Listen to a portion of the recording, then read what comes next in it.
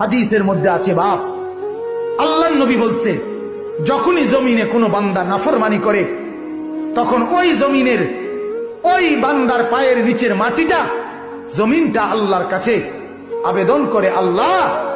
আল্লাহ আমার একটু সুযোগ দাও, আমি একটা শুধু গড় দেমু, আমার নিচের মাটিটা উপরে উঠামু, উপরের মাটি নিচে নামামু, শুধু ওই লোকটা যেরকম বিছনায় এপাশ ওপাশ করে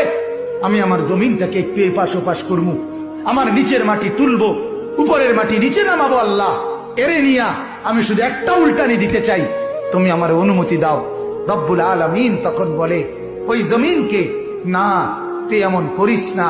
ও যে আমার বান্দা, ওরে না আমি বানাইছি, ওরে আমি বানাইছি। এই জমিন